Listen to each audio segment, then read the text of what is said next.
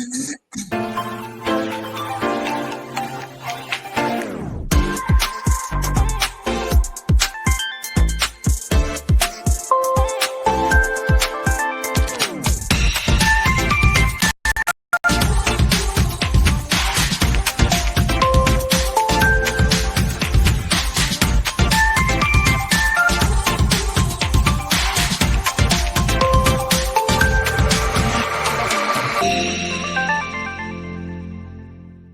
show is we are going to be discussing our news. We're going to have our musical videos that we're going to play. And in news today, we're going to discuss Denzel Washington as he talk about his prophecy and he talk about his walk with Christ. We're going to talk about the great late Cissy Houston, Grammy-nominated gospel artist and the mother of the late and great Whitney Houston, and talk about her, what she passed away from, her demise, which was Alzheimer's. Speaking of Alzheimer's, we're going to go a little bit into the cause of Alzheimer's, some of the signs and symptoms of Alzheimer's, and if you have a loved one, some herbs and some holistic remedies that you can do at home for that particular loved one who has Alzheimer's or dementia, and what you could do to prevent Alzheimer's and dementia. We're going to also talk about the award show, some of the gospel artists who were on the award show, and we're also going to talk about Milton, the hurricane in Milton, the tsunami that hit Florida, and we're praying for those who have either lost loved ones or cannot contact loved ones. You all are going to be in our prayers. Now, what we're going to do also is we're going to have a special guest come on today, later on in the show. This is Mr. Charles Duke Tanner, 19-0 boxing championship winner, Duke Tanner. And what he's going to talk about is his road to redemption. He's going to talk about the ups and downs of success. He's going to talk about his life and how he was convicted of a 2-term life sentence. What happened? What happened with his life? What caused him to get a life sentence? Was that too much? How did he survive? How did he get out? And what is he doing today now that he has a second chance at life? So y'all make sure y'all tune in to hear Duke's story today at 12:30 p.m. Central Standard Time. Now, before we get into the show, I want to start us off with a musical performance by Tasha Cobbs. And that song is called Your Spirit, featuring Miss Kiera Sherd. So I will see you all back here on the Higher Level Shade morning show. But right now, what it is feel like you've done on your own. Trust and believe that without God being there by your side, you did not do it. You did not do it. And a lot of times I'll say this, when you're talking about walking out on faith, it could be a scary thing. It can be, because it's unknown, because it's unfamiliar, and because we believe that we are in charge of our own life. We believe that we are in control. And so when it's time for you to finally realize and recognize that everything was in God's divine design from the beginning of time, before you were even born, that's when you have to come to realize that, faith and walking out on faith is all you truly need. That, being disciplined and being obedient in his walk. So I really, really, really love that song. Not by sight, not by power, but your spirit, God. So we're going to get into this news here, and we're going to talk about Denzel Washington. So we all know Denzel Washington. We all know him as an amazing American actress, well-renowned actor, I should say, not just American. And he, played in a couple of different movies. We're talking about Academy Award-winning Denzel Washington. But here's the thing what a lot of people don't know is that he's now using his platform to speak about the word of gospel, to speak about his revelation and speak about his prophecy. So, according to the Gospel Herald Entertainment News, Academy Award winner Denzel Washington has revealed it was once prophesied that he would travel the world and preach to millions. And that is why he was ashamed to use his platform to share his faith. He said, and I quote, "I speak now, and I'm doing what God told me to do from the beginning." The 62-year-old said during his sit-down interview with the gospel and the reporters that it was prophesied that I would travel the world and preach to millions of people. It was prophesied when I was 20. I thought it was through my work, and it has been. But my mother said to me when I was 59 years old, she said, Denzel, you do a lot of good. You have done a lot of great work, and you're on the right way. And I know what you're about to start talking about. So Denzel Washington did say in that interview that he no longer drinks. He was never, using any substance, but he did, used to indulge in alcohol. But he did say that he no longer drinks anymore, and that he was too ashamed and too afraid to actually step out on faith. But God kept calling him. God kept pulling him. And I say that to say, like, a lot of us have felt this call, this pulling. We felt this gravitational pull, and we heard God calling for us to step into our lane, to step into our realm, and to do His work and to do His will. But we're ashamed, or we're afraid, and we're not afraid and we're not ashamed because we don't think that we can do it. It's because it is unpopular. You see what I mean? It's unpopular to actually step out and say, the Lord is my Savior, and I'm here to do His work. I'm here to spread His word. I'm here to spread His gospel. You see what I'm saying? And especially when, for me and my generation, like me with my peers, whose, their main activities is going out, drinking, having fun, partying, and whereas, there's a slew of us, there's a huge number of us who you can still have fun. No one's ever said that you can't have fun and still uplift up the Lord's name and just rejoice and come together and just have a holy good time. That is still possible. You can still do that. But when you're talking about His word and you are trying to lead somebody and educate them, or not even necessarily just lead, you're trying to just open and expand their mind to being more spiritually grounded and being more, spiritually fulfilled in their walk, they don't want to hear it.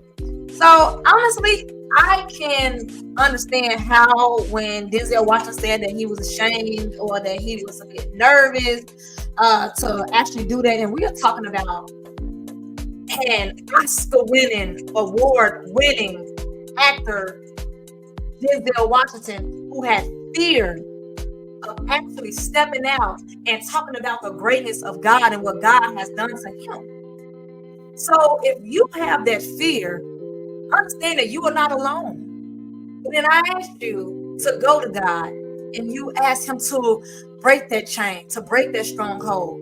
Ask Him to relieve you of that stress, relieve you of that anxiety, because it is a spirit. Depression is a spirit, anxiety is a spirit, fear.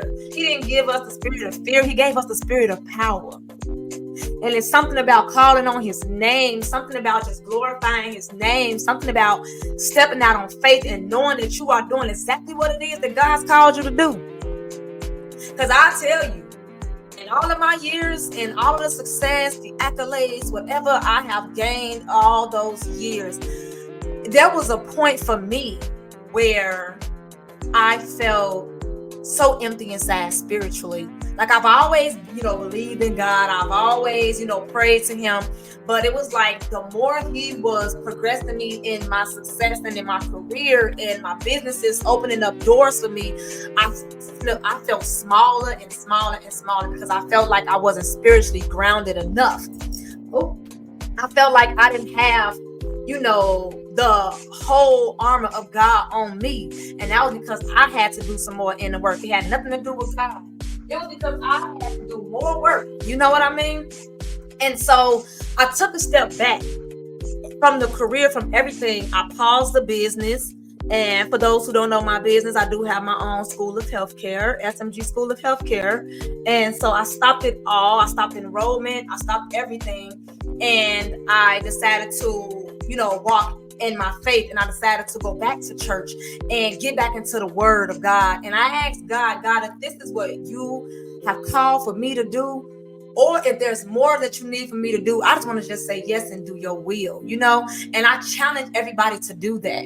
And for Denzel Washington to state that he went to his mother.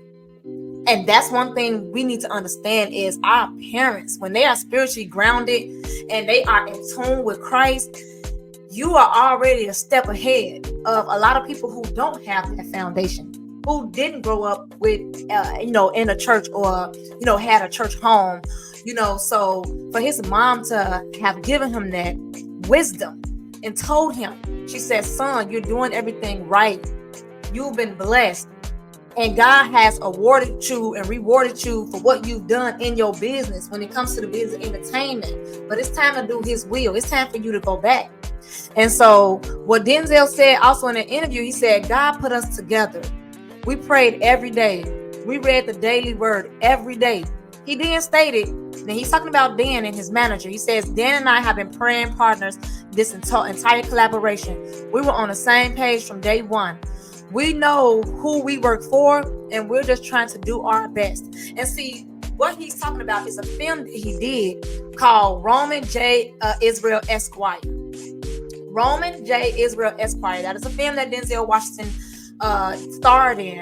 And in that film, he said that is when he really started to dig deep into his Christianity and dig deep into his relationship with Christ. And so he started to pray. He started to read his word. He started to fast and started to really get in depth into what it is that he wanted to tap into, spiritually, as where the Lord was taking him. And he did just that. And so right now he is touring and he is doing motivational speaking engagements, and he is using his social media platforms. So if you are following him or not on social media, then if you are following him, then you understand what I'm speaking of. If you don't follow him, then I encourage you to go to his social media page and just follow him so that you can see that he is speaking the word of gospel and he is educating those on his journey as everyone else is doing. Okay, so shout out to Denzel Washington. I'm so proud of him for taking that leap, and I encourage you all to do the same. Okay, so next we're going to talk about, there's this movie. Let's talk about this movie.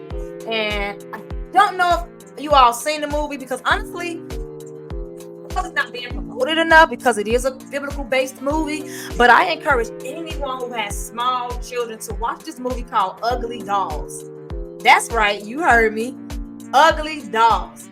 It is an animated musical movie for children, for family, and it reinforces biblical stories. It encourages kids to be kind, to be faithful, to be uplifted, to be to have self-esteem, to be just be in tune with who they are interpersonally, and how to maneuver when you're talking about how to maneuver in relationships, how to cultivate relationships, not only just with their peers but with Christ. So the movie is called Ugly Dolls. It is in theaters, and you also can find it on Netflix or other streaming platforms. So just Google Ugly Dolls, and I encourage y'all to watch that movie with your kids, and if you don't have children, your nieces and nephews. So the movie is starring Kelly Clarkson, Nick Jonas, Janelle Monáe, Blake Shelton, and many more other musical influencers who's out there in the world today. And the Images is obsessed with being different. What does it mean to be different? What does it mean to be uncool?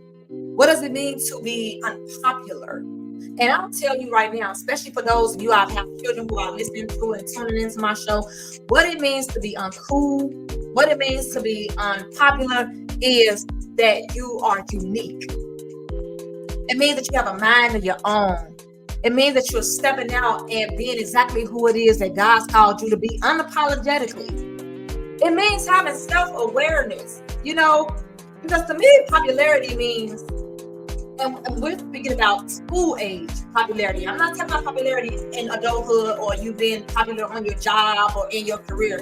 I'm speaking about high school, elementary, those school age years, those concrete years within the child's development process. And when you are unpopular, that means that you're not doing what the majority are doing. You know what I mean? And that means that for me, you have a sense of uniqueness, a sense of individuality. You know what I mean? And so in that movie, which I highly encourage you all to watch, Ugly Dolls, obviously it was about a doll who wasn't as beautiful. wasn't seen as popular. And then along that journey, the doll found self-awareness. The doll found strength in loving themselves and appreciating themselves, and found what made them so special. Why were they so different? Why were they so unique? And how to use that uniqueness, how to use that skill set, how to use that powerful gift that God gave them to be successful in life. And in the end, I won't tell the end of the movie, but we all know, it was obviously a positive ending. It was obviously an inspiration and motivational ending. And I am just so happy and so glad that, they came out with that movie. There's also an animation that I highly encourage y'all to look. If you have children, there's an animation on. I'm gonna go to. It's called Jonah's Sketches. If I'm not verses, and they're true Hebrew Israelite forms. So I will say that. And he also tells a story from a children's perspective, and so it's easy for you to understand the Bible and understand the Word through those eyes. So it's called Judah Sketch Animation, Judah Sketch Animation. And I highly encourage everyone to go to YouTube, look up that channel, subscribe to that channel, subscribe to the Denzel Washington's. We do have a special guest who is going to be in our studio, and this is Mr. Duke Tanner, who is going to be coming up here shortly. And just to give you guys a brief synopsis of Mr. Duke Tanner, again, I'm going to read his biography here, just something that's short, and then we'll get into his biography. His bio, once we introduce him. But Duke grew up in Gary, Indiana, and he trained with boxing legends like Muhammad Ali, like William Murphy, Angelo Dundee, and he was on his way to an amazing boxing career. We're talking about a 19-0, 19 wins, 0 losses. Very successful in his career, but then he got into a little bit of trouble, and that changed the trajectory of his life forever. Duke spent an immense amount of time in prison, and I'm gonna allow him to tell his story and allow him to, bring you all up to speed on what happened in his progress, what happened in his transition from a boxer to a prisoner, and then how did he get out today? How is he where he is today, and where has life taken him since he's been, free? But before we get into Duke's story, we're going to get into this musical selection, and it is Winning by Pass the Mic. So we're going to get into this musical selection, and you guys, when we come back, we're coming back with Mr. Charles Duke Tanner. All right? So let's get into this musical selection. Already know when I know,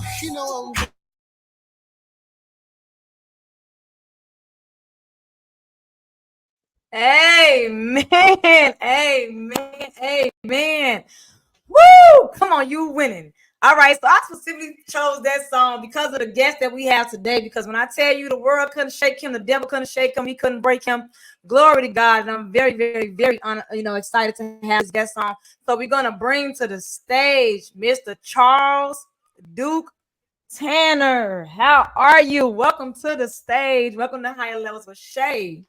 Man, thank you for having me. I'm always give my Lord and Savior Jesus Christ all the praise and glory, because without Him I wouldn't be here today. But I like your platform. The songs you play was beautiful. So thank you for having me today.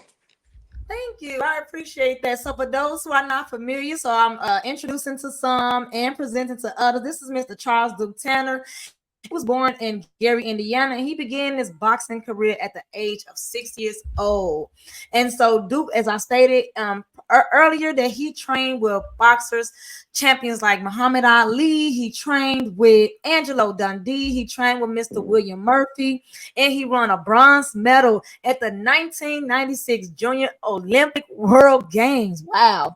19-0 wins, Mr. Duke, that you've had, but then you got into a little bit of trouble. So before we get into the trouble, let's get into your what started. Let's go back to when you were 6 years old. What started you what wanted to become a boxer?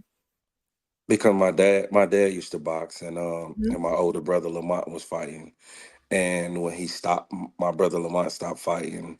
It kind of took a toll on my dad a little bit, and they used to tag along me with them to the gym, and Yes. I used to try to do my thing. And as a little kid, and the coach, Bill Murphy, said like, he's gonna be the one. And I used to hear that. So, but legally you can't box until you're 8 years old in the United States. But I used to go to the gym and work out with the other kids and everything. And my dad, I come up in the '80s, so the crack hit the scenes, and a lot of families, it destroyed a lot of families. So I was one of those families to where their parents abused the drugs. So I was trying to steal my dad back, his time back through boxing. And I was saying that, I'm gonna be a world champion and I'm gonna change my family line. And, it's gonna be through boxing, and I took it on seriously. And I started to win all the different tournaments, and I ended my amateur career with 96 wins with only 10 losses. And like you said, one of my biggest accomplishments, I got the bronze medal in the World Games in '96, and I was like, we do fighting for trophies. I graduated because that's what my mom wanted. I was the first male to graduate, with the last name Tanner, as far as my siblings and my uncles and cousins, as far as the immediate family. So being able to accomplish that for her, to put that smile on her face was everything, matter of fact, too, just to fast forward, rest in peace to my mom and pops. I lost both of them when I was incarcerated. But Wow. boxing was the key, and it went from me helping just not only my family to my friends, and then it went from my friends and their families to the whole city jumped on my back behind it, because I was gonna be the next thing come out of the city of Gary, who was the murder capital at the time, since Michael Jackson and him. So Yeah. and Glenn Robinson. So it was a lot of things put behind me, and boxing was gonna be my tool to answer all the questions. So so rest in peace to your mom and your father. I want to definitely give my condolences to that. Mm, And thank you. I just, for you to be so, for you to have been such a young boy, and for you to already have that correlation, and you say, you know what, I see what the drugs are doing to my father. I don't want to lose my father. So to maintain this relationship, to maintain this bond with my dad, I want to sustain this career in boxing. And so for you to have that even at the age of 6 years old, it's like that shows what kind of relationship you truly had with your father, and you were trying to hold on to that with everything. And so Uh, during those, no, go ahead. I'm sorry. during those challenging times when you were seeing your father become a victim to the drug, epidemic, and you were be in the ring and you were boxed, do you feel like it was therapeutic? Do you feel like it kind of kept you away from, you taking your anger out the wrong way? What did boxing do for you when you saw that your father was still, being, so succumbing to his demise? I mean, he wasn't coming with me like my brother. He took my brother every day. And with Mhm. me, he just, when my brother stopped, he left boxing alone, period. So the coaches used to come and pick me up, and I would fight, and I would come home, and I would show him different things I learned and stuff like that. And I would try to steal his attention like that whenever I could. But, he was on the go. And it took me from being 6 years old all the way up to I was like 18 years old before he was able to really let it go. And he quit cold turkey, and I turned professional out of high school. I made it clear that, it was some people helping me at the time trying to guide my career, and they had paid for me to go to a private school or Yeah. whatnot to get an education. And they were bagging me. They was called the Friends of Duke Tanner. And they offered me different things, like, I could have got a car, I could have got certain other things. And I said, no, I wanted the education, because I knew at the time with the Geary school system, and, me just being loyal to certain friends and things of that nature, I would have been getting caught up in the mix of a lot of other things. And one of the best things was me being able to go to Andrea High School or whatnot, which I graduated from in 1998. But to answer your question, boxing alone without the problems I believe that I inherited, Boxing alone teaches you discipline, it gives you dedication, it humbles you. If you really look at most of the top fighters, you know what I mean, are the best of all time. They are nice, humble gentlemen. They are not out there fighting in the streets. They're not doing these things because they have been taught the sweet science, and it's not to be demonstrated on the outside. But I did use the negativity of the hurt and the things of when he was not coming to the gym to prepare with me. I would use that in those fights, and I would use it in the gym to train harder. My coach might say, "Duke, you know, you're young, you only need to run 1 mile. I'm gonna run two because I'm mad. I just want to be able to Yeah. go home and go to sleep." So I use that energy like that, and Mm. and it helped me out. It helped me out. I was preparing myself for what I had to go through later on, and I didn't even know it. And it had nothing to do with boxing. Nothing to do with boxing. And you use No, that as ammunition to keep you going. yeah, So I you still use it to extremely this day. determined. Wow. Still use it to this day. So, okay, and let's talk about it. So, how do you see that what you've done with your discipline, and this is self-discipline, because, like you said, your coaches gave you a limit, and you superseded that limit. You said, "I want to go further. I want to be better. I want to be greater." And initially, it started out with that with you because you know, it was out of anger and all, it was out of frustration. But then Mhm. somewhere you were able to see that, hey, I can do it. There's no limit to what I can and cannot do. I literally can, go as far or as I can literally accomplish whatever my mind set me to do. So how do you think that that has prepared you for what you're doing today? Well, um, before I get to that, we must touch on uh, what caused me to be where I'm at today in life. And one of the first things is I had made some commitments not only to the family but to a lot of people that I was going to take them out of the small Gary, Indiana to a bigger world and a whole different lifestyle. And I had took it off in my professional career. Things happened, the money wasn't coming in as fast. A lot of people think boxers just get rich overnight. It don't really happen until the TV come on. Um, and then I had a an injury that I needed to get taken care of. So it wasn't.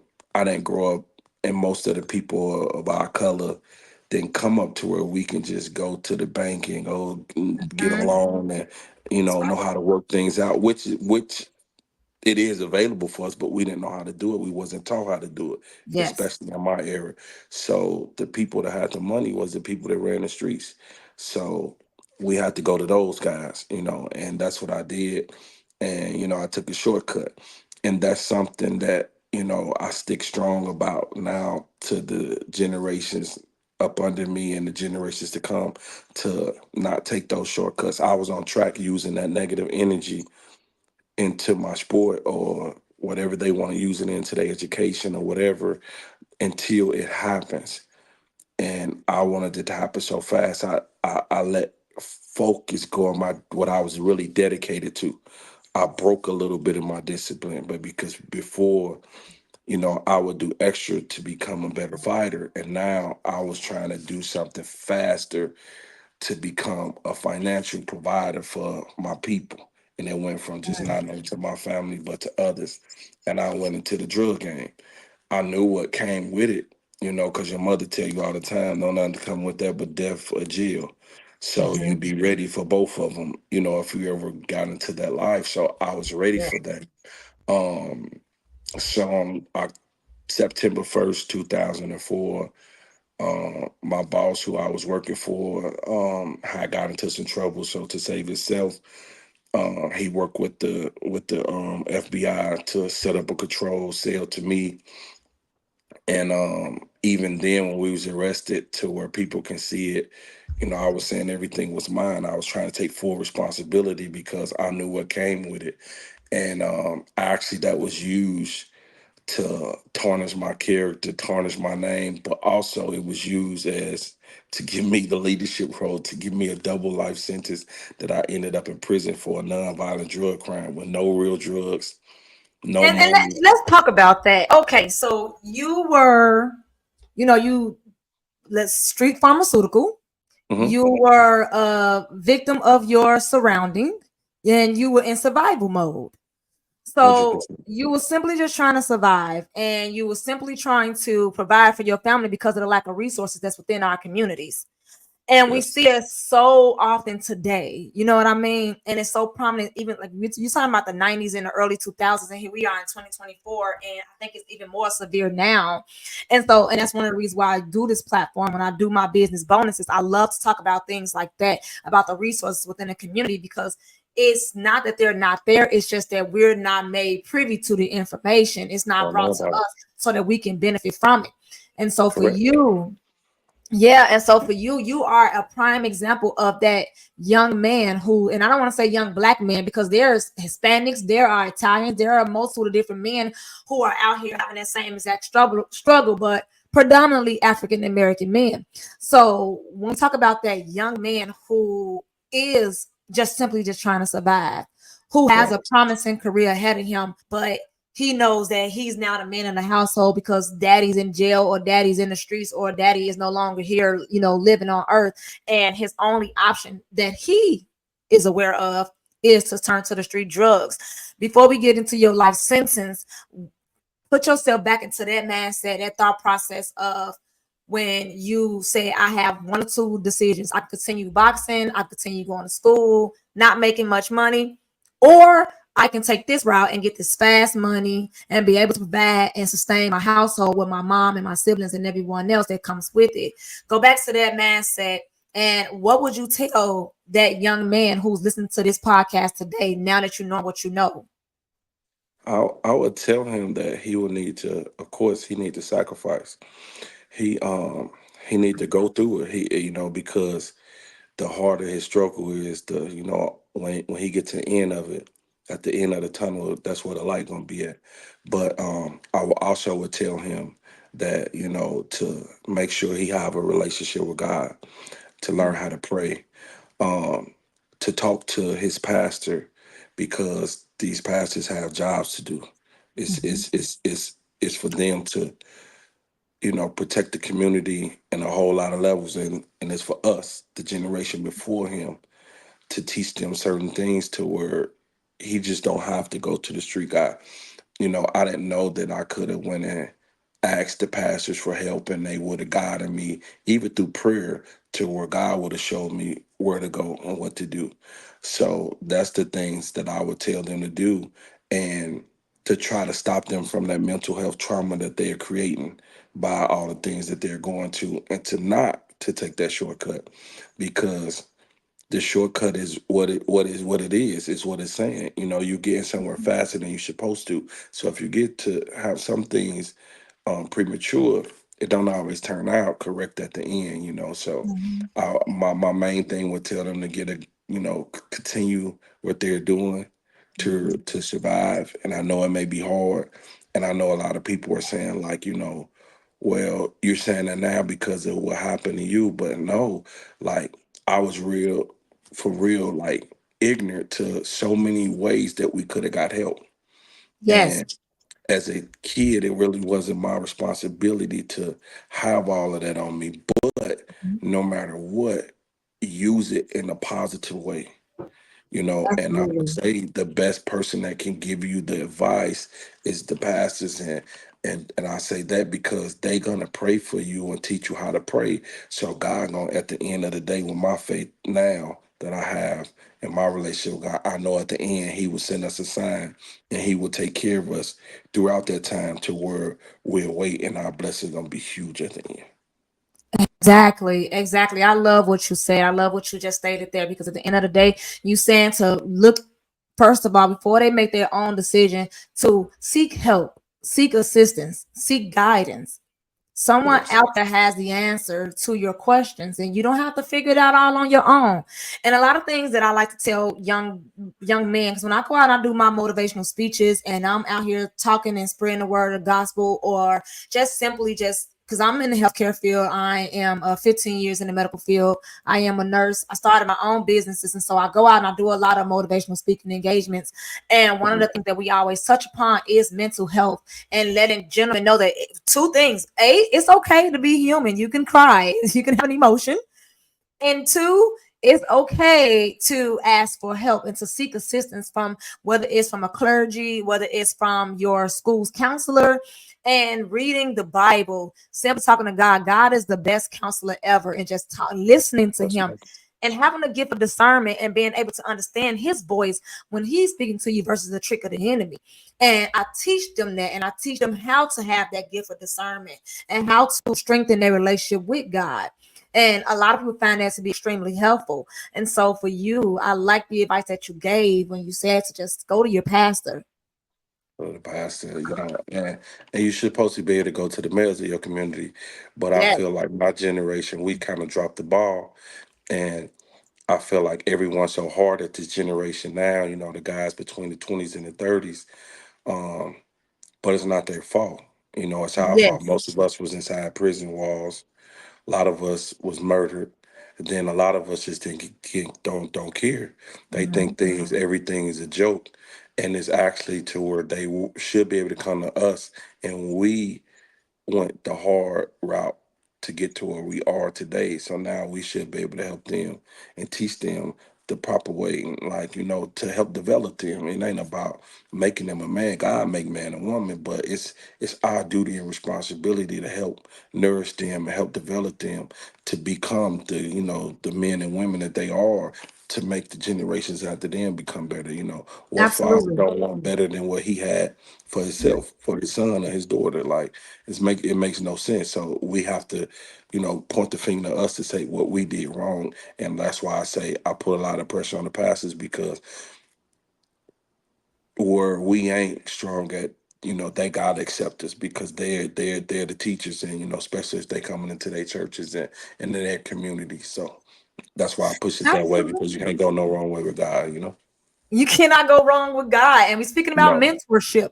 What we're missing is respect in the community for the elders. We're missing that wisdom. We're missing sitting down with the elders in the community. And most importantly, what we're missing is unity in the community. You know what I mean? And so, when you say, like, you blame yourself, or your generation for what the new generation is because you weren't privy. It was systemically designed the way that it was to for us as a community to fail. And so you weren't, in hindsight, looking, 2020, you weren't seeing 20 years from now and what your decisions today was, how it's going to be impactful 20 years from now. You didn't see that. So now that you are seeing it and you are recognizing, you're doing something about it. And with your foundations, we're going to talk about everything: your book, what you're doing 100%. for your mentorship, what you're doing for young men. I want to talk about everything. But before we get into that, I first want to just thank you because you did come out of prison and you did not just turn to, a selfish lifestyle. You didn't just have anger where you just felt like, I'm gonna just rely on the system, I'm gonna just stay here and just be a, be a bum. You decided Nah, to do something about it. You decided to say, what, this is part of my history, but it's not my story. You know what I mean? In order for anybody to understand your glory, because I heard you speak at that event, a few weeks back, and right. just the passion in your belly, just the passion that I heard, the anointing on your voice when you were speaking up there. I said, you know what? He has a story not only to tell but to prevail, and it's going to be extremely impactful for many young men who are older than you. I mean not young men, but men that are older than you, of age, and who are younger than you, because you won't believe how many gentlemen who are, they supersede your age and don't have this strength and don't have this ability to say, I will not be a victim, I'll be a victor. And so I commend you for that, Duke. You absolutely are extremely strong, a lot stronger than you may even know. And so It's a before we choice. get into before we get into that, let's go back to that day that you were arrested. What was that day like for you? What was your thought process? And did God give you a sign to stay in the house before you went outside? 100%. I had a All right. 2-year-old son. I had a 2-year-old son, my only child, and it was his birthday 2 days before my arrest. And he didn't want me to leave his sight. He cried every time I tried to put on some clothes or whatnot. And I came outside anyway, and I was arrested. I didn't get a bond or anything. And I started to lose things. I started to lose people, and you know, it was my first time incarcerated. So I'm just rolling with the flow. So everybody thinking like, oh, wow, because I didn't get to visit through the glass. Basically, I raised my son through a TV screen for like 4 years while we was fighting the case. Um, a lot of people that I thought would be there to support me, rather, I'm gonna say the people that I wanted, some of the people that I wanted to be Yes. there to support me didn't. But it was all designed by, for some went away, and then when I got stronger in my relationship with God, some came back, and then some didn't come back. Well, those was the ones I guess that I was supposed to be dealing with anyway. Yes. But it was like you need to put your focus on me and start to read the Bible to understand it, not just to read it, to study it, build a relationship with me, and He strengthened my faith. You talk about faith earlier, to where I asked God to where like, no, whatever I got coming to me, give me the strength to do it and go through Yes. it. And I mean, you gotta be careful what you pray for because that's what you get. So Yes. I ended up going to trial, lost trial, which was a comedy show to me. But I lost trial. And on the guidelines today, the federal guidelines, I should have been facing 5 to 10 years max by going to trial. I was Yes. given life in federal. So therefore, I gave me a double life sentence. Life in federal means to decease. I lost all my appeals. Then the Obama administration came out in 20, I think, like 12 or something with a clemency project. I Hmm. fit all the calls for it, but on top of it, I had a couple extra ones. It was my first arrest in my life. No real drugs was there. No firearms was on me. The word conspiracy, they stack up everything. The case started in 1992 that they said. 1992, I was 12. January 92, I was 12 years old. But they made me the leader of the case, gave me the maximum amount of drugs, and they gave me a double life sentence on both counts, and I still Wait, got so the you were time. given a double life sentence, no firearm, Mm-mm. it was a No real non-violent drug, offense. but I was there to pick the drugs up, so I really didn't. I really wasn't thinking about these things. I never to this day, like I'm not mad at the courts and that, but I do want the world to know that the system is broken, and we're seeing that now. Yes. The system is wholly broken, and this is what they've been doing since the beginning of time. But they did it, and they get away with it, and but I was a little hurt when Obama administration denied me, not to judge other people, but I'm seeing dudes go home like way worse situations than me. At the time, I would have been like 30 years old. I still could have continued my career. I was in great shape, but I was denied, and I had to wait. And but it didn't break me though. I sat down and I prayed and I said, God, well, if it's meant for me to be here, what do you? Because I had Yes. already been in prison helping the guys. When the guys come in, old or young, no matter what, any institution I've been to, I always been in leadership. Yes. And I always led in the right way because that's a whole different world over there. It's not what you guys see on TV. It's a whole political different world. And the federal system, I was in the March for 8 years. That's why they hold the worst prisoners in the world because they have to hold them there until they do their time. Then they extradite them back to their country. So it's not the worst prisoners in the States. It's the worst prisoners in the world. So Wow. therefore, you know, I saw murders all the time, but the natural assaults and stabbings, block getting hit upside someone's head, that was just natural. You just walk past that like you don't even see nothing. But I say that to say I see a lot of these youngsters come in that was coming into the system. Yes. No, they never experienced these things, and the generation that we came in, if you disrespected an elder or your mom, an Hmm. older dude just off the block might rough you up and make you go Yes. apologize. But you got our generation, they laugh like, man, you see, he just cussed his mom out or he just did that. And then when those guys come in there, somebody got to tell them what to do. You know what I mean? Or how they Hmm. can do this or when they can do that. They can buck it, but some of them never really had a spanking before. So it'd be hard on them. And once again, it's still all our fault. Hmm. But I was led to that. And when I was prayed up and I was ready for it. And I was just saying, like, based on my son, I'm not finna drop the ball for you, son. Like, I owe you. You know what I mean? You the asked to come in this world, so I'm Yes. not just gonna be a voice on the other end of the phone. I'm not gonna be just a picture on the wall. You're not gonna use my situation as a scapegoat, not to be the best that you can be. And we grew a great relationship to where I used every tool that was possible to man to learn how to be a real father and dad in his life. To where you know. And we came out straight, and we continued to pray and fight. It didn't break me in October 21st, 2020, which would be next Monday. It makes 4 years. 4 years. I wake up and the people take me in the back, and the counselor's like, "We need to talk to you." I'm like, "What's up?" I'm thinking I'm gonna go to the hole or something. So they like, "Man, we gotta get you off the compound." I'm like, "Where I'm going?" They're Right. like, "Man, the president signed off on your clemency this morning. You are a free man." And an hour later, I was in the hotel getting wait to get shipped to the Philly airport to come home to meet my son and the family. What was that day like for you when you heard that at the time it was President Trump, correct? Yes. Who signed your clemency and Yes. then he freed you and made you a free man. And you heard that. Was it reality for you? Did you feel like you were being like tricked? How was that? What was your thought Man, process?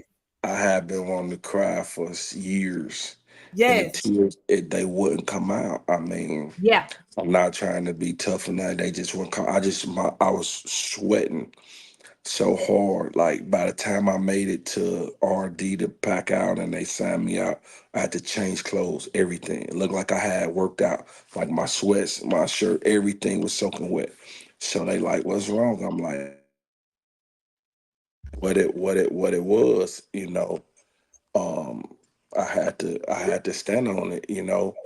And I just was thanking God and praying and sweating and what I mean, I get in that room, I'm scared, I'm hearing their door. I ain't been outside. I did over 16 plus years. So, Woo. and most of it was in the maximum security. So, I didn't know what to do. It was all different for me. So, but I knew I was free. I had a job to do, and it wasn't gonna be inside the prison because I prayed that prayer and I walked out of there and I went to work right then and there. Trying to. One of my first things I did, I spoke at a second chance event. I got with some people who I had been locked up with, a couple churches. We fed over 500 people in Gary. We was out there, had the men come together. We got the boxes out there. We giving out waters, tissues, food, and I've been rocking and rolling ever since then. Whoo! So see, listen. So John 11:25-26 says, Jesus said to her, I am the resurrection and the life. The one who believes in me will live, even though they die. And whoever lives by believing in me will never die. Do you believe this? And I read that scripture because you were in those prison walls for an immense amount of time. I'm talking about a multitude of different years, but you never gave up. You stayed praying, you stayed reading your word, and you knew you had a double life sentence. So nothing in your mind, someone who isn't spiritually in tune would tell them that they're getting out. You hear double life, you just feel like this is it. There isn't anything else, but you never gave up. And then many years later, here you are. October 21st, 2020, you wake up. This is a regular day for you. You go down to eat chow, and someone comes to you and say, you're getting out of here within an hour. And then you get out. And when you get out, you start doing the Lord's work immediately. You opened up, you started a foundation. You wrote Yeah. a book. You're giving back to the community. You're doing food drives. You're mentoring young boys. And so tell us about what you're doing in your walk in your ministry now that you are out for the past 4 years. What have you been doing for the community? So, like I said, I know I was gonna get back. I owe that to my son. Um, I was just trying to live in a righteous way, even though our righteousness don't really mean anything. But I'm trying Yeah. to, do the best I can. So, and the thing with me, I always been to give. Mhm. That's what I was designed for. That's what I believe I was made to do. Yes. So, I made a vow to myself that day that when I was walking walking out that door and Mhm. I got in the car with the people and they taking me to the hotel, I said, I'm not gonna close my eyes, Mm. not one day without doing something for somebody. I don't care if it's holding a door open for a stranger, male or female, calling somebody to tell them, thank you or I love you or whatever. I'm gonna do something every day for somebody. So Yes. that's how I move. Um, it might not have to be financially, it might be spiritually, like or mentally or physically or whatever. Mhm. Um, and I was able to speak at a couple of different events, and I met some powerful people. To where I met this one guy named Julio Gonzalez. He's in the top 30 of Forbes this year as a billionaire. He owned engineered tax services, and that man watched me. And he said, "What do you think you're good at?" And I said, "Well, I'm a fighter by nature, so this, that, and the other." But he like, "No, what do you think you're good at?" So he would call me from time to time. He always asked me the same question. And then he said, "Duke, you're good with people and giving back." Yes. And he said, "I Yes. don't usually call people. People set calls up for me." He said, "Every time Mm. we talked, I called you. So you good at people, getting people." And he said that I got everything I want in life, but my goal now is to give back. Help put people in position that want to help other people. And he said Yes. that one of the best persons I know like that. And he made me a community developer for his company, and it has opened up so many different doors to where I was blessed. I ended up getting married last December 30th. I found me a Yes. wife or whatnot. My son was my best man in the wedding. So we started a family tax service company called CDT Financial Services. It just started. We will be filing people taxes this year. Um, we will also be helping Wait, wait, teach wait. and learn. See, dude, you ain't bypass all these good blessings this fast. The Yeah, listeners so, need to hear because you have an amazing. This is amazing. So you got out of prison and you start to do the Lord's work. And I do want to say this plug: if there's anybody out there who's having issues, legal struggles, I don't care if it's trafficking issues or non-violent offenses, violent offenses, legalaid.com is a free legal assistance program for those who mhm, can't afford an attorney, because you said mhm, something earlier while you were speaking, and you said that the system is broken. There isn't anything we can do about it. And in fact is actually we can do something about it. But again, it's the fact that we don't have the knowledge of these resources out there. The only thing that, one thing we can do is hire an attorney on our behalf. But many of us can't afford an attorney. So if you go to legalaid.com, that is a free legal assistance program. Or Google free legal aid assistance in your town, in your city, in your area, yeah, and absolutely. find those resources for an attorney to help you with your issues. And don't try to battle this alone. And don't think that once you behind those bars that everything is just thrown out. There isn't anything you can do, because you absolutely can do something about your case. So I do want to make sure I say that. Another Okay. thing is with your foundation. So we'll go into you start a tax company, which I want to talk about that. And we'll talk about your book. But you start a foundation. What is the name of your foundation? How can people find your foundation if someone wants to be involved in, with their foundation? Because you do a lot for the churches and for the pastors as well. Well, the foundation, we're really gonna get it launched at the beginning of the year. Mm-hmm. We're gonna start going out, getting funding. It's called the Duke Tanner Foundation. Mm-hmm. And a part of that is based on why I work for Engineer Tax Services, what I was brought in on as a community developer to help Yes. and teach people like us how to get different grants, how to get different tax benefits and tax breaks off of properties and things of the nature, to where we could teach them so they won't have to go through what I went through to have to go to the street guys. So I made the foundation to link in with the mayors, so the mayors can give me the top pastors in their city, because the mayors have to write the permits to do certain Right. things. My goal is to help the pastors go in and get grant money, and the Duke Tanner Foundation is willing to pay for the research. We're willing to pay for the grant writers and everything to go in and get them and give them all of the money that the grants that comes back to. That's my goal, and I feel like that's my way to be able to give back, and that's how why my answer was what it was at the Yeah. beginning. If you said I could tell a youngster which way to go, but Yeah. now I can tell them this. But I'm also on the back burner. I done hooked up with the mayor. He done gave me a list of pastors.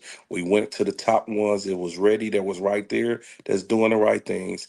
We helped them build a community, add to their church because the people not in there giving them the pastors the funding. A lot of pastors coming out of their pocket. I respect that. So Yeah. now let me go in and try to get you two, $300, $1 million worth of funding. You take all of it and you build in your community. So now the communities are being better. Now I could tell this young kid who's struggling, who don't have shoes, that don't want to go to school, or got to wear the same pair of pants, he could go to the church, and the pastor got the money now to be able to help this kid and also give him scripture and prayers and show him like this is why this is happening.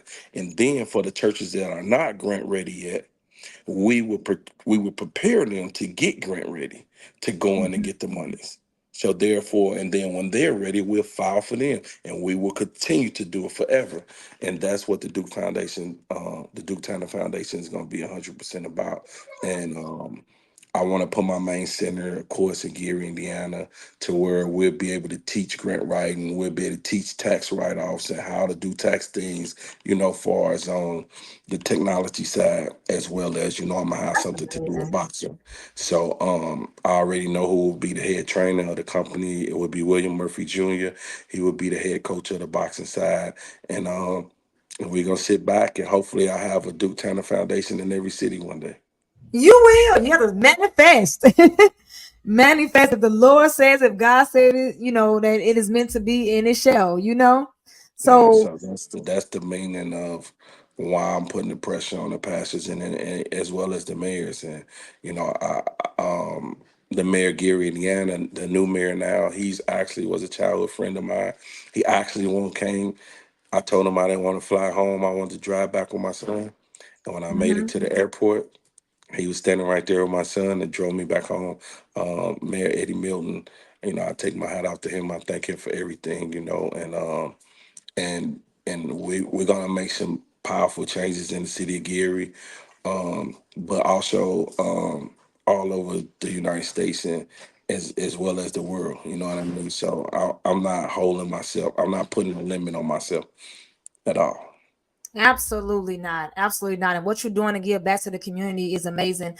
We with my not with my school, the SMG, we did a community back to school drive where we gave away different food. We gave away backpacks, school supplies to Gary, Indiana, Okay. and that was at a church, and we held that event at a church specifically, not just because it was in Gary, Indiana, but because we had a guest speaker coming out about mental health for the students, how to prevent, how to deal with bullying, how to combat bullying, and how to eliminate themselves from being bullied or becoming a bully. And Okay. just doing that just really just filled my spirit, and it just really did something to me inside and made me feel good to just give back to the community and to see the growth and seeing the impact that it had on those students. And so for you to be out here now and you are doing exactly that, how fulfilling is it for you? What do you feel like you're accomplishing internally, intrapersonally, when you giving back to the community? That's what I live off of. Like, I Mm-hmm. mean, I have to do something for someone else. That's my happiness. Like, I mean, of course, I love spending time with my son and my god granddaughter now. So I spend time with her and my wife and my family, my daughters by my wife. But it's nothing like helping a stranger. To where as a kid, I spoke at a school and I just hugged this kid. I see him, he watching me Yeah. as I'm speaking. I'm steady getting him and he's so focused. So I grab him. I asked him to let me talk to him. And I just like, man, I love you, man. And he just fell into my arms and I was able to hold him. He said no man never told him he loved him before. So Wow. yeah, that was deep for me right there to um I still, I helped him, get a little side job and doing different things now to where I'm still in his life or whatnot. But that really touched me. So I'm like, man, Yes. I love him, so we got to have that. Some parents didn't tell them that. And when I tell people Wow. about a situation with my parents, like a lot of things that I didn't get, but Yes. they loved me the best way they knew how. And that drug wasn't an addiction, it was a disease. And but till you grow with that and you rehabilitate, and sometimes you gotta self do it, but everybody ain't as strong. And I'm not saying that I'm the strongest person in the world, but everybody's different. So with this mental health stuff going on right now, we have to really, really be focused on it. I mean, to another company that I'm part of, it's called Legacy Impact Group, that I partner with my friend Adam out of Las Vegas, to where we're gonna be focusing on mental health, as well as the vets, as well as the prisoners that's re-entering back into the society, to do affordable housing for them. That we got a project that we're working with right now, that's coming along or whatnot, that I have partnership into the company with, and it's because it's so serious.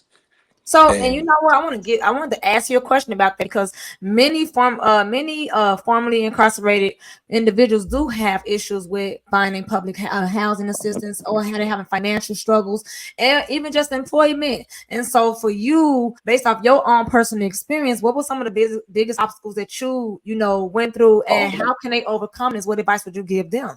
All of them. That's why we're doing Legacy Impact Group, so we can help these people. Because when I came home, the young woman that allowed me to come live with her because she stayed in a nicer neighborhood, they didn't want Yeah. me there.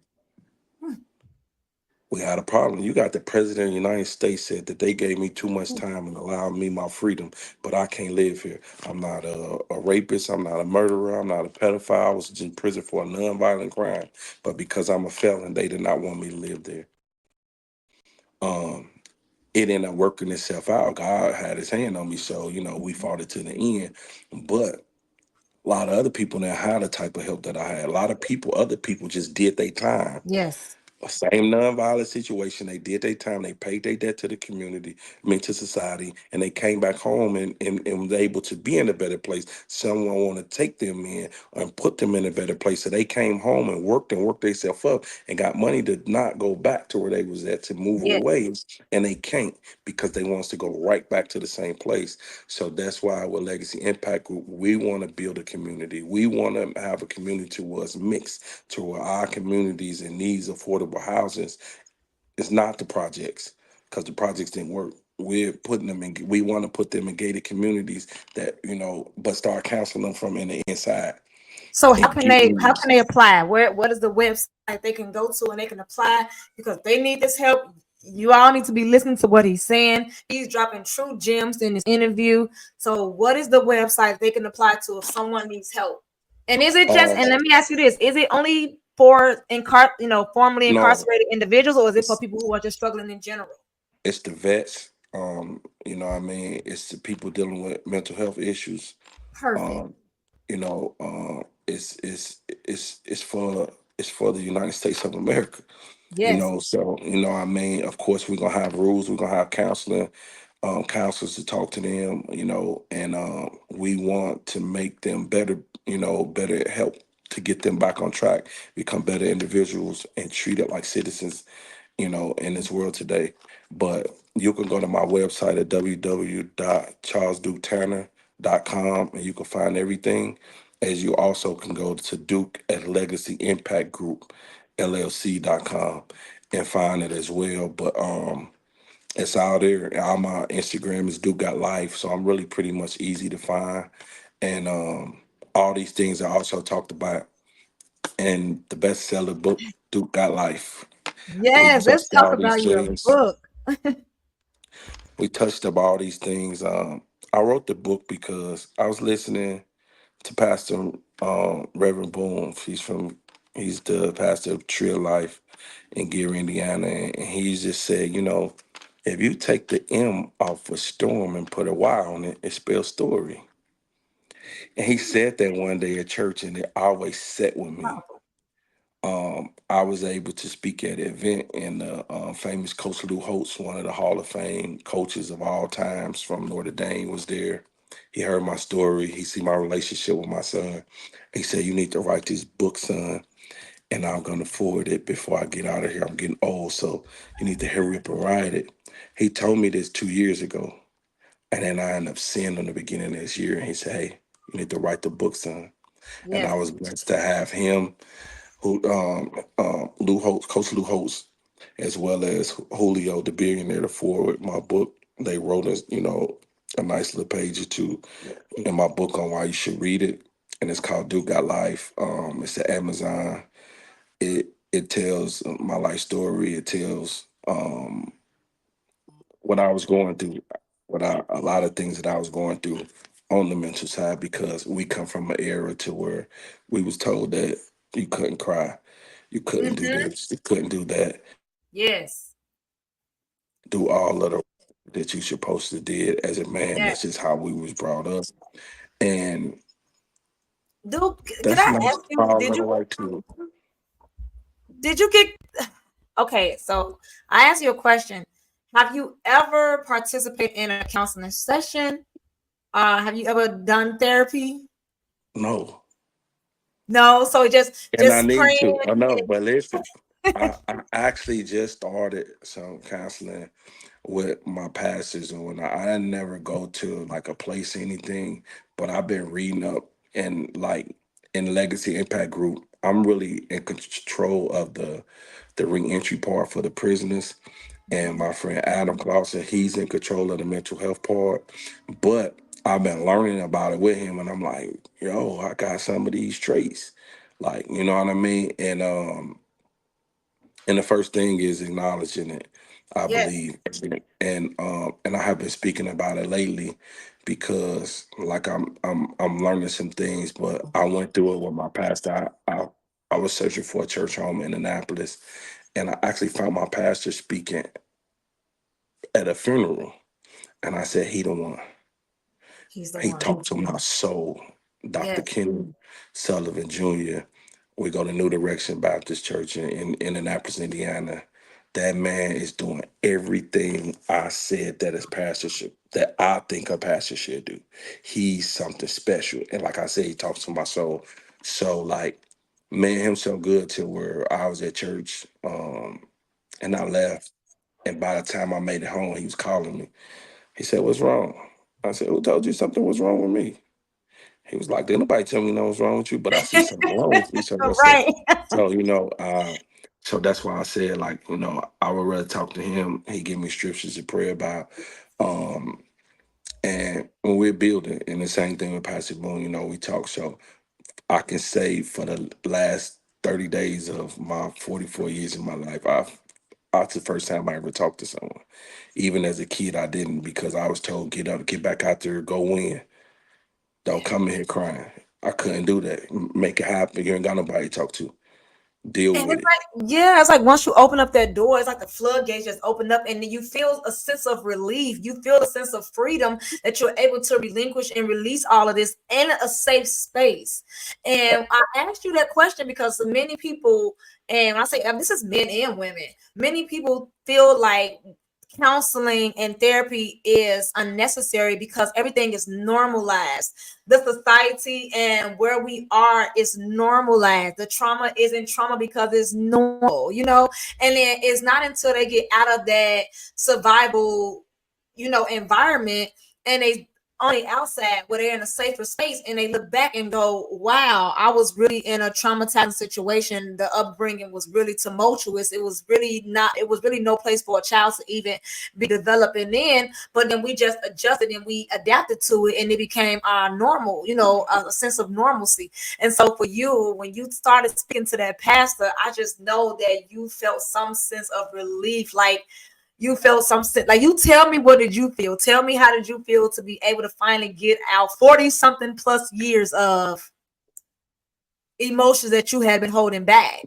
No, he say that I have been releasing them, but it's just like I will hold them for Hmm. so long, And then, when you get mad, you explode, you let something out, you let something out. He said, that's kind of what I have. But, my first assignment was to read a proverb every day and try to apply it into my life. That was one of the teachings that he sent to me. And I always, try to fast today and, pray for an hour and to do certain things like that and tell God these things and be more comfortable telling the God. And if I felt comfortable, share it with him. And it worked a lot of things to where, I feel that like one one situation I went through to where I even got better sleep that night. Like it was released and I really had let it go. I said I let it go Ooh, before, but I hadn't let it go. yes, But when we talked about it, I let it go and it was done. And it's just like I slept different that night. That's one thing that I could say happened to me. And then I have been learning to be trying to be not more just so ready to make it happen and thinking for everyone till we're thinking people supposed to think like I think and want to give back like I do because that's not everybody. So therefore I don't want to have to judge you, but I have to know kind of who I'm dealing with. And I've been yes, working on that a whole lot lately and trying to explain to them like it's yes, okay to say certain things. You don't have to say it to me, but I'm going to always guide you to a pastor or somebody like that because I was kind of yes, my thing is I respect them more. If they're doing the right thing, then that's the best way to go. Or I'm using some of the tactics like they say, hey, I just told some people, fam, read a proverb every day. I just sent some letters out to the prisons. I'm like, man, well, every day read a proverb.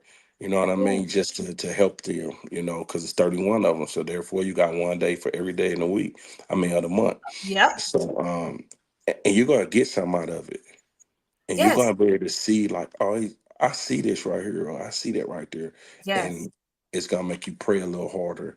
And even if I don't tell the pastor, or I don't tell someone else, I'm letting it go to God more because He know already. But we have to Mhm. I say it just out loud, speak it. exactly Mhm. so that he could hear you and so that you know that he understands, you're Right. manifesting. I love the book. I love Proverbs. I love Psalms. I love the book of Job and all that he's gone, Job went through and he kept his faith and he never turned his back on God. And the way God blessed him at the end with just 100 times, more than what he even had, all of his losses and tribulations that he's gone through.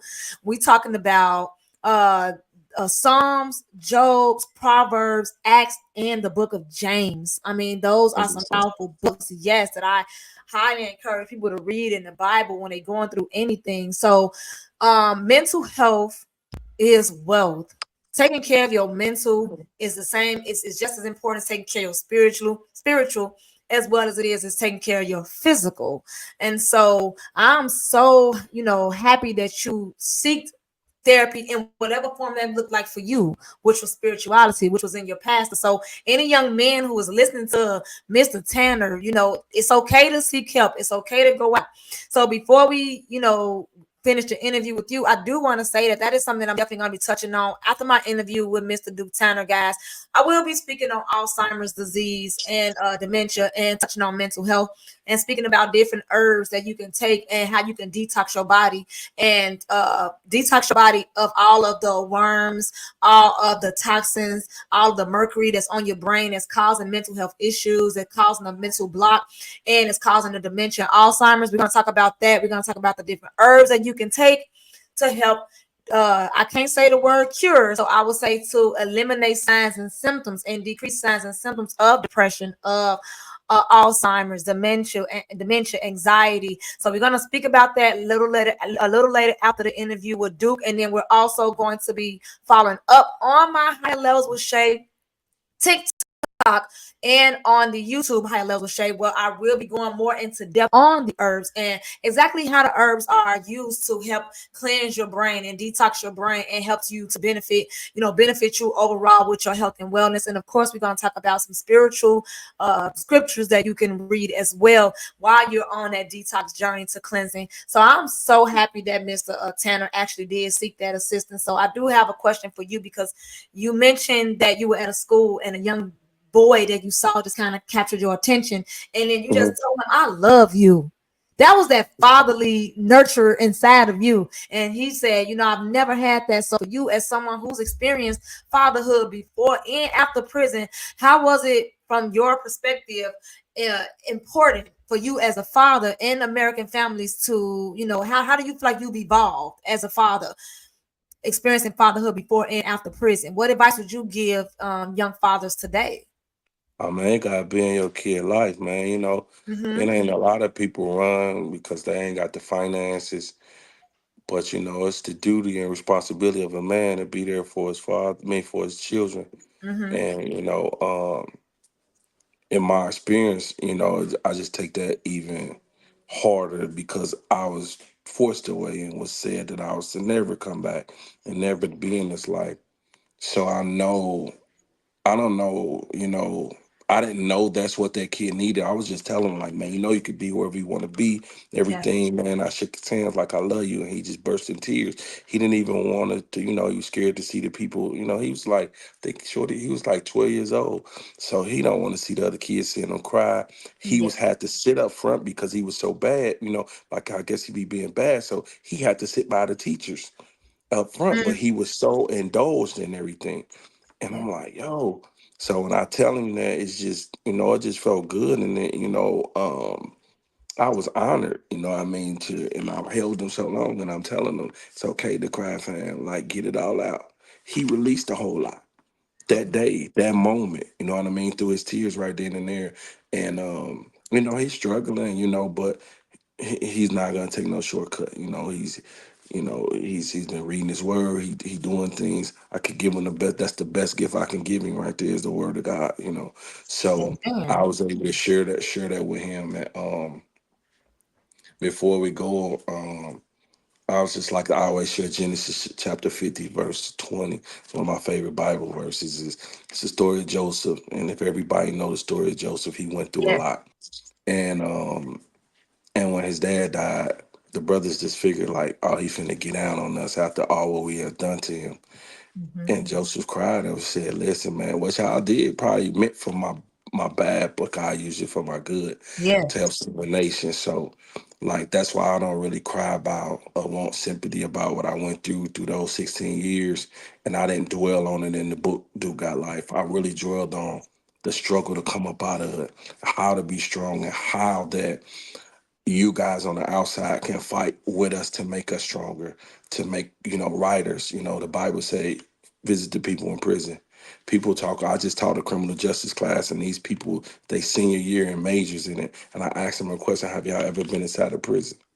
They said no, Yes. but you want to go major in this, learn about what you're doing, be a part of it. You know what I mean? Go in Yes. there.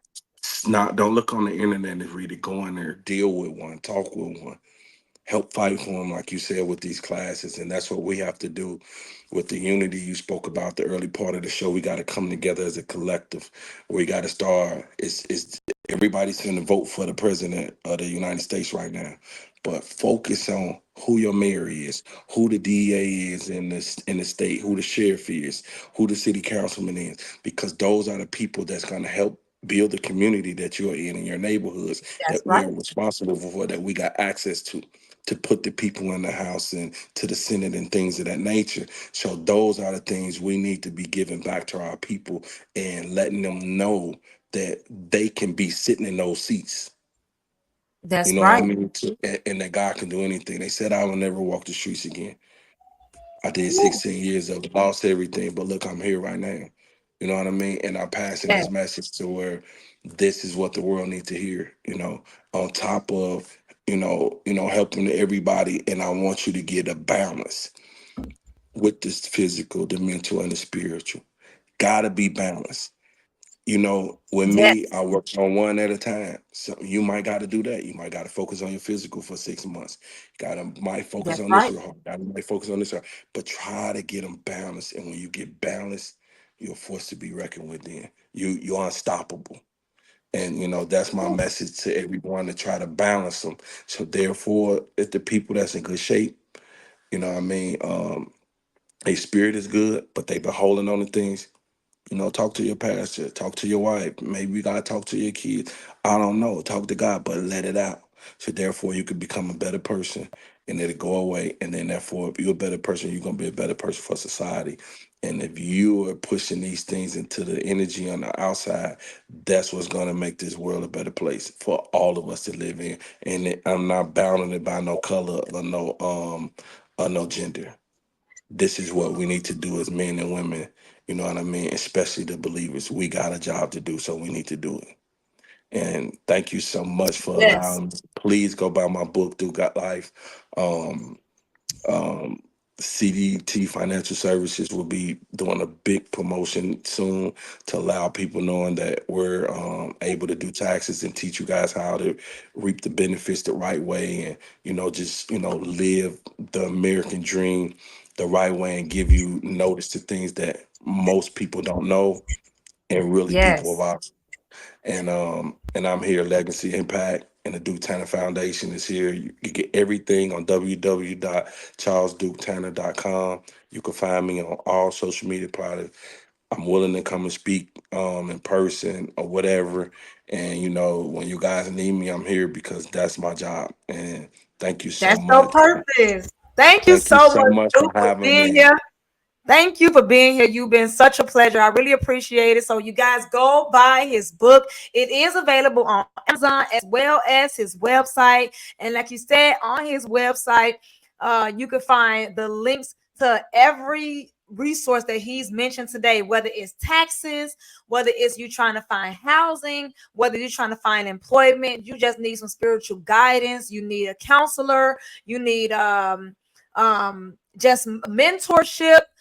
You can go on Duke's website to find all of that. Thank you, Mr. Tanner, and follow him on social media. What's your social media again? You have Instagram, Facebook. What is your social Everything, media? Instagram, everything Duke Got Life, you should be able to find it good. It's Duke Got Life, the name of the book. Should be able to find it easy, and I try to reach back to the people as soon as possible. So just continue to be patient with me. This technology, I'm still learning it, That's it's still, okay. when I left it was a Nextel That's phone, okay. this I new know. stuff is crazy. Well, man, Patient listen, with you, thank Duke. you so Thank you for much. And, having us. I and mean, please, everyone that's listening, everybody get Shaya really praise, man, and glory, because she don't have to do what she's doing. She don't have to reach to me to pass this message, and she don't have to do the research and the things that she do. Please support her, and share her story, share her links, because I would be doing it too, because like, we got to work together as a collective, and please, that's the only way that we're gonna have a better generation. So please, and thank you so much, man. I'm gonna keep you in my prayers and continue to do what you do, Shay. Okay. thank you. You as well. Have a great day. Thank you. All right. God Bye. bless you. Bye bye. God bless you. God bless you. God bless you. Wow. So that was absolutely amazing. Mr. Tanner is just such a impactful individual in the community, and the work that he's doing is that of the Lord's. God just simply had a calling on his life. He never not once lost faith, and he kept striving forward, and you can actually see the work that he's doing, and you can see the impact that he has on the community, and the changes that is occurring when he actually comes into contact with each individual that he is speaking about. And so make sure you guys take heed and take advantage of these opportunities, take advantage of the resources that I myself and Duke spoke about in this live today. So I am going to have a praise break, and we are going to play this song by Kirk Franklin, anti-tribute, and J Moss called "It Could Have Been Me." It could have been me. It could have been me. But with God by our side, he made sure that it did not happen. So, Lord, I thank you, because it could have been me. We got to give God some praise. Thank him for everything that he has brought us through, and things that he in a journey in which he has taken us. So I just want to say thank you, Lord, for just holding me. Thank you, God, for keeping me. And thank you, God, for trusting me to do your will. So as I continue, I just ask the Holy Spirit to continue to just utilize my voice, and continue to maneuver me in every single way possible that they see me fit, so I can make sure that I'm doing exactly what it is that I am called to do. I hope y'all really and truly enjoy our guest speaker on today, Mr. Duke. But I do want to get into this medical moment today, and that is talking about first and foremost, may we say rest in peace to the late great Miss Sissy Houston. So when we talk about Sissy Houston, we all know the last name Houston is famous. That is Whitney Houston's mother. But let's talk about her in specific. So Miss Sissy Houston, she actually passed away last Monday in her home, in her Jersey home, where she was undergoing hospice care and she was being treated for Alzheimer's. So her daughter-in-law, Pat Houston, told the press that she was surrounded by her loved ones, that she was surrounded by just genuine care, and that she went out peacefully. You know, she made her transition peacefully. So in an interview, Pat did say, "Our hearts are filled with pain and sadness. We lost the matriarch of our family." She said her mother-in-law's contribution to the popular music and culture are imperishable. That she was a gospel Grammy nominated and gospel Grammy winning artist. Miss Sissy Houston, we want to say, you know, your prayers up for your family. We want to pray to God to help those who are grieving, who are suffering a loss, and continue to give them the strength as they are journeying through this process. Now, what is Alzheimer's disease?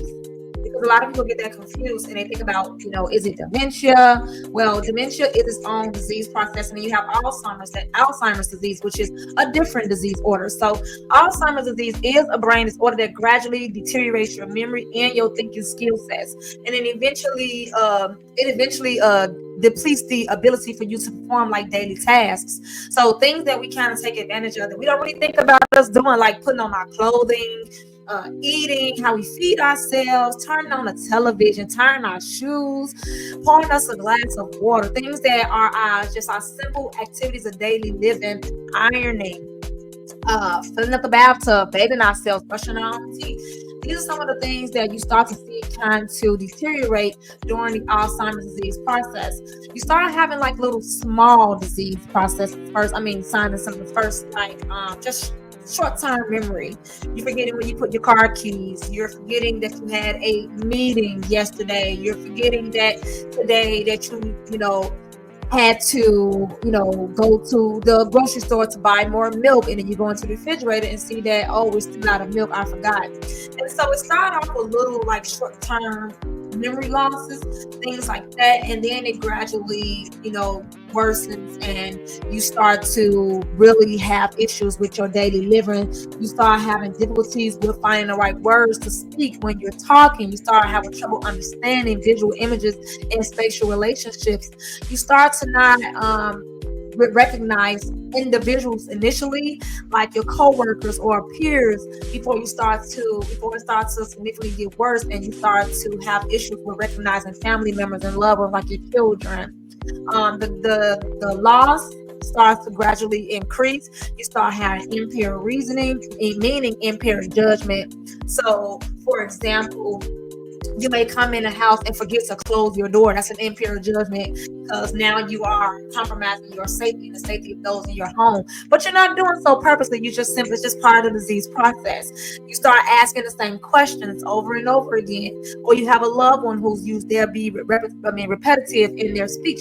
How are you today? And then 30 minutes later, how are you today? And then 30 minutes later, how are you today? And we have to remember, especially those who are taking care of a family member who has Alzheimer's, is patience is virtue. To be as patient and as kind as possible while you're taking care of someone who has memory issues such as Alzheimer's, because they do not remember, and it is a struggle for them, you know.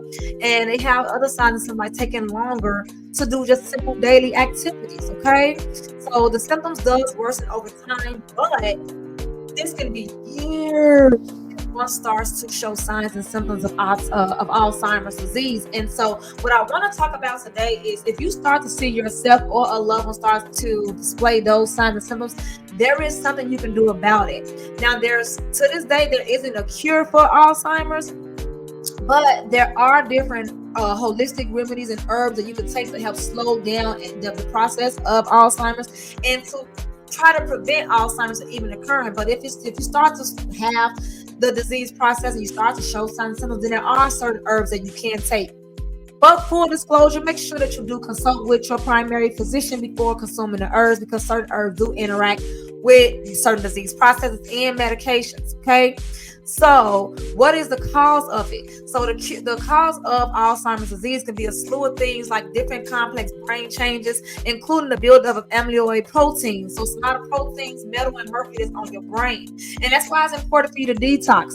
Now, I'm gonna give y'all some herbs that that I use, because again, like I said, I'm 15 years in the medical field, 3 years as a certified herbalist, and so I do grow my own foods and my own herbs and stuff. So I'm going to give y'all a list of herbs that helps to combat Alzheimer's disease.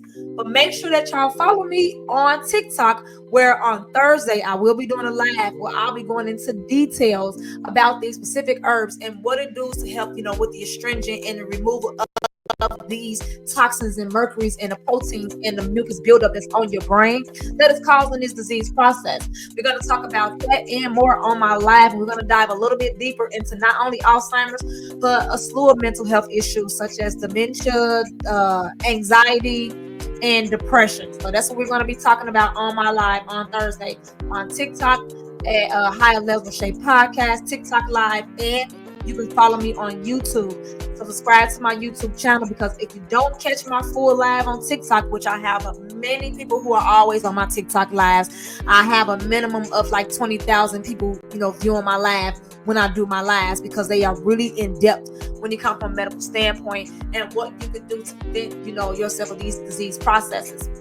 Prevent yourselves of becoming victim of these disease processes. And so if you don't catch my live, then you should be sure to follow me on YouTube and subscribe. Subscription is free. You just go to YouTube, go in the search box, and then put in Higher Levels with Shay in the search box, and then subscribe, and make sure you turn on the notification button, so when I do share these videos, you can be one of the first people who get this information. Okay, so with that being said, we're going to talk about this one here is ashwagandha. So ashwagandha is a very important herb. We're talking about memory.